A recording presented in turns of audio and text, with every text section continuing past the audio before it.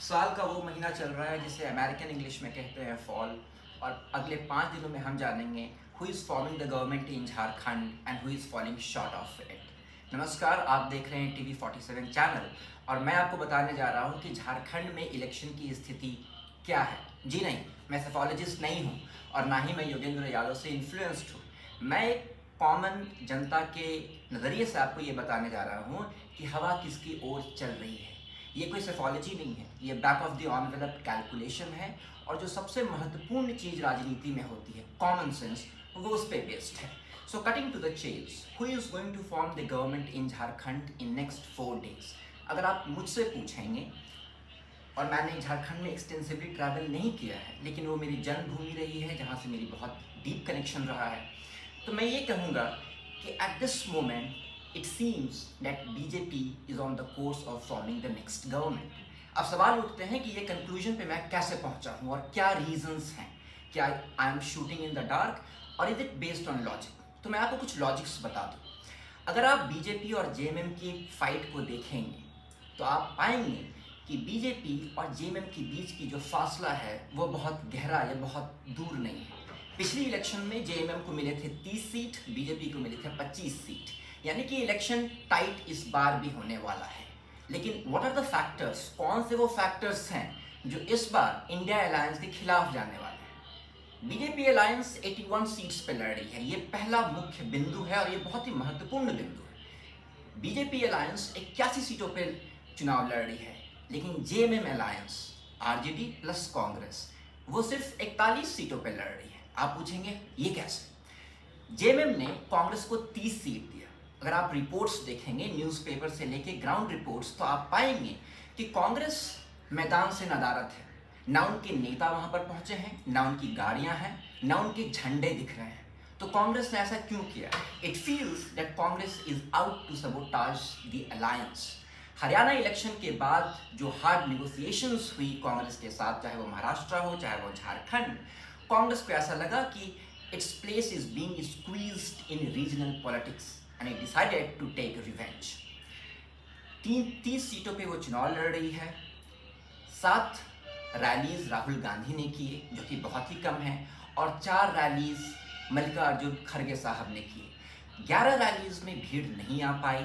लोगों के पास ये बिल्कुल जानकारी नहीं है कि कांग्रेस की मैनिफेस्टो क्या कहती है। दूसरी जो सबसे महत्वपूर्ण चीज कांग्रेस के बारे में हाईलाइट करने वाली है वो ये है कि वो इलेक्शन से सिर्फ 24 घंटे पहले अपनी मैनिफेस्टो जारी करती है और इसके शीर्ष नेता ये कहते हैं कि ना तो हमारे पास वक्त है और ना ही रिसोर्स कि हम 20 घंटे में अपनी मैनिफेस्टो की बातें जनता तक पहुंचा सकें।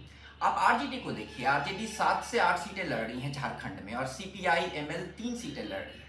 आरजेडी ने बहुत ही हार्ड नेगोशिएट करने की कोशिश करी थी जेएमएम के साथ और आखिर में वो 7 सीट पर मान गई थी, लेकिन वो रुष्ट भी थी। तो कॉमन सेंस ये कहता है कि आरजेडी बिल्कुल नहीं चाहेगी कि जेएमएम, जो कि 41 सीट लड़ रही है, अपने दम पे वापस से सरकार बनाए। अगर जेएमएम वापस से सरकार अपने दम पे बनाती है, इसका मतलब ये है कि ना तो उसे आरजेडी की जरूरत होगी आगे चलकर, ना ही कांग्रेस की। तो इट फील्स कि इंडिया अलायंस में अंदर में सबोटाज चल रहा है, बेनिफिट बीजेपी। दूसरा महत्वपूर्ण बिंदु क्या है जो इस समय दिख रहा है, जिसके कारण इलेक्शन बीजेपी की तरफ मुड़ती नजर आ रही है, वो ये है कि जेएमएम ने कोशिश करी कि वोट सेंटिमेंट पे हो। माटी का बेटा हेमंत सोरेन के सामने बीजेपी हार जाए, हेमंत सोरेन की हिम्मत के आगे बीजेपी घुटने टेक दे, लेकिन वो वोटर टर्नआउट से प्रतीत नहीं हो रहा है। एक छोटा सा उदाहरण, 2019 के इलेक्शन में वोटर टर्नआउट 69% था। अभी एक ही फेज का इलेक्शन झारखंड में संपन्न हुए हैं, लेकिन फिर भी 6% वोटर टर्नआउट में गिरावट दिखी है। ट्रेडिशनल सेफोलॉजी ये कहेगी कि इनकम्बेंट को इससे कोई दिक्कत नहीं होगी। ट्रेडिशनल सेफोलॉजी मानती है कि अगर वोटर टर्नआउट बढ़ता है तो इनकम्बेंट्स को इश्यूज होते हैं, लेकिन 2024 में ट्रेडिशनल सेफोलॉजी नहीं चलेगी। 2024 के जनरल इलेक्शंस ने हमें बता दिया कि whatever applied on Indian elections is no longer true today. Traditions बदल चुका है और साथ साथ भारत की इलेक्शंस कि अरिथमेटिक से लेकर के कैलकुलस दोनों में काफ़ी बदलाव आ चुके हैं। 6% गिरावट का मतलब है कि tribals are not enthused with Hemant Soren slogan कि माटी का बेटा को जेल भेजा गया। सेंटिमेंट पर वोट नहीं हुई, इसके कारण मुझे नहीं लगता है कि जेएमएम को कोई भी इस इलेक्शन में एज है। तीसरी कारण क्या हो सकती है जिस कारण चुनाव बीजेपी की तरफ मुड़ता दिख रहा और मुड़ सकता भी है, वो ये है कि फाइट जो है वो सिर्फ ट्राइबल डोमिनेटेड सीट्स पे है। जैसे कि मैंने पहले कहा कि बीजेपी और जेएमएम के बीच का फासला कोई खाई नहीं है, वो 5 सीटों का है।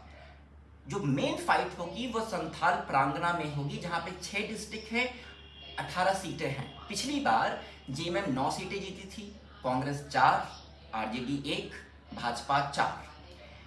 18 सीटों में जो भी 12 सीटों पर जीत दर्ज करेगा सरकार उसी की बनेगी। इस वक्त इन ट्राइबल डोमिनेटेड सीट्स पे जो अहम मुद्दा था, जो बीजेपी ने कोशिश करी भुनाने की, वो ये था कि इन्फिल्ट्रेटर्स जो बाहर से आ रहे हैं, so called infiltrators, word use by BJP, वो ट्राइबल लड़कियों से शादी कर रहे हैं और रिजर्वेशन ले रहे हैं। इसको लेके काफी आक्रोश था ट्राइबल्स में। जेएमएम ने इसे ट्विस्ट करने की कोशिश करी अपने फेवर में और कहा कि बाहरी बनाम झारखंडी, यानी कि भाजपा बाहर से आ रही है और वो लड़वाने की कोशिश कर रही है। लेकिन ग्राउंड रिपोर्ट से दिखता है कि ट्राइबल्स में वो इनसिक्योरिटी है कि जो बाहर के लोग आ रहे हैं और ट्राइबल्स गर्ल्स से शादी कर रहे हैं, उन्हें रिजर्वेशन नहीं मिलना चाहिए। दूसरी जो महत्वपूर्ण इसी बिंदु से जुड़ी हुई है वो ये है कि आरएसएस और बीजेपी में कार्डर है। बीजेपी इज अ कार्डर बेस्ड पार्टी। मैं आपको एक छोटा सा उदाहरण देता हूं। मैं बिहार में पटना में इस वक्त हूं। मुझे कल यानी कि 18 तारीख को 4 फोन कॉल्स आए अहमदाबाद से, asking me to go out and vote, जबकि मैं वोटर हूं भी नहीं। और मेरे पास एक मैसेज ही पहुंचा जिसमें उम्मीदवार का नाम और क्रमांक नंबर ईवीएम पे लिखा था कि इस क्रमांक के बटन को दबाना है। It tells you about the election management by the BJP. मुझे नहीं लगता है कि जेएमएम, जो खुद भी एक कार्डर बेस्ड पार्टी है, वो इस तरीके से माइक्रो मैनेज कर पा रही है। कोई भी क्लोज फाइट में when the election is on edge, last mile connectivity सबसे इंपॉर्टेंट होता है, जो हमें हरियाणा में दिखा। ये 4 महत्वपूर्ण कारण हैं जिसके कारण मुझे इस वक्त चुनाव बिल्कुल बीजेपी की तरफ झुकता हुआ नजर आ रहा है। वो 4 बिंदुओं को मैं संक्षिप्त से एक बार फिर से बता देता हूँ। पहला रीजन ये है कि मुझे इंडिया अलायंस में इंटरनल सबोटाज दिख रहा है, कांग्रेस बिल्कुल भी जमीन से नदारत है।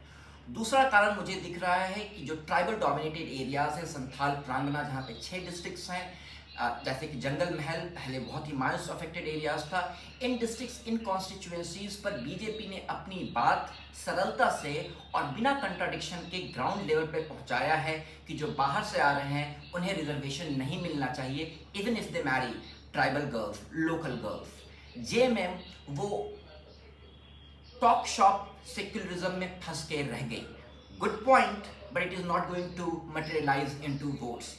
तीसरी इंपॉर्टेंट चीज जो है कि आरएसएस और बीजेपी के बीच का जो कोलैबोरेशन दिख रहा है, लास्ट मिनट कनेक्टिविटी की जो बात करी जा रही है, उससे ये चुनाव बीजेपी की तरफ झुकता नजर आ रहा है। और चौथी कारण, जो कि मैंने पहले कहा था कि जेएमएम अलायंस सिर्फ 41 सीटों पे चुनाव लड़ती नजर आ रही है, वहीं भाजपा 81 की 81 सीटों पर नहीं बल्कि हर बूथ पे इलेक्शन लड़ती नजर आ रही है। अगले एपिसोड में हम आपको बताएं कि महाराष्ट्र के इलेक्शन में क्या हो रहा है। हमें देखने के लिए धन्यवाद। Please subscribe and like the video. Thank you.